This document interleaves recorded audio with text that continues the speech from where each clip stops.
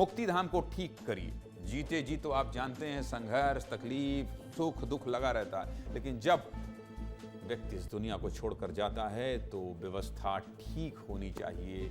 क्यों कह रहा हूं, पूरी खबर बता देता हूं। जब हर नागरिक को सम्मान से अंतिम विदाई देने का अधिकार है तो मुक्तिधामों की स्थिति सुधारने पर ध्यान क्यों नहीं दिया जा रहा है। प्रदेश के मुक्तिधामों की बदहाल स्थिति को लेकर बिलासपुर हाईकोर्ट नाराज है। जब जिंदगी का आखिरी सफर भी सिस्टम की सुस्ती का शिकार हो जाए तो कोर्ट का डंडा चलता है।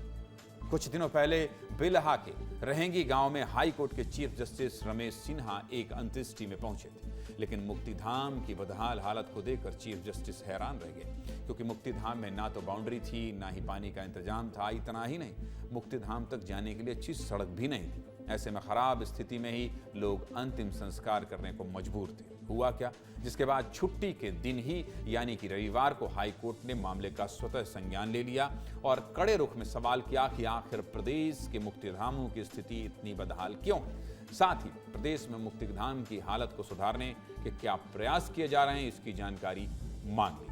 जिसके बाद प्रशासन हरकत में आया।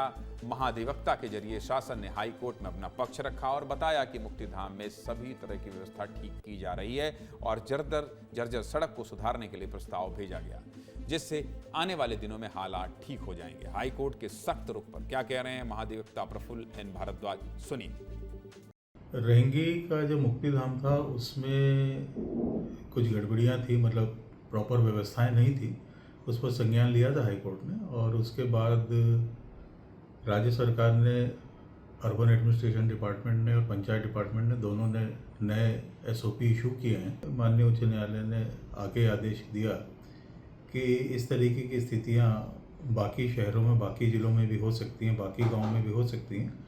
तो जिला कलेक्टर्स को उन्होंने डायरेक्शन दिया है कि आप एक एफिडेविट फाइल करेंगे। जो नए SOP इशू हुए हैं 6-10 को और 8-10 को, उसके हिसाब से कार्रवाई की गई है कि नहीं की गई है। हाई कोर्ट में चल रही सुनवाई के बीच विस्तार न्यूज भी उस मुक्तिधाम में पहुंचा और जिला प्रशासन के अधिकारियों के दावों की पड़ताल की। मुक्तिधाम की व्यवस्था में कितना बदलाव हुआ है, आशीष दुबे दिखा रहे हैं, देखिए। सम्मानजनक अंतिम संस्कार नागरिक का मौलिक अधिकार, यह टिप्पणी हाईकोर्ट ने की है।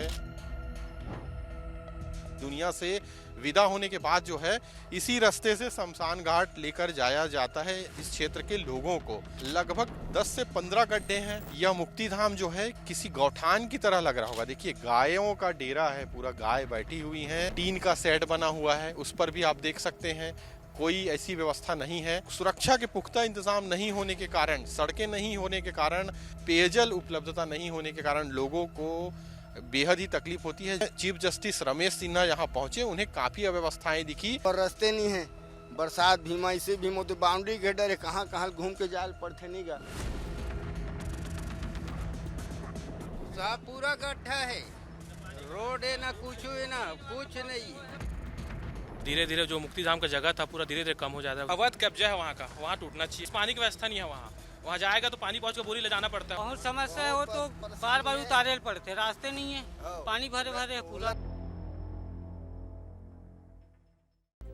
कोर्ट ने मामले की अगली सुनवाई 8 दिसंबर को तय की है और तब तक कोर्ट ने प्रदेश भर के मुक्तिधामों की स्थिति पर शासन से रिपोर्ट पेश करने के लिए कहा है।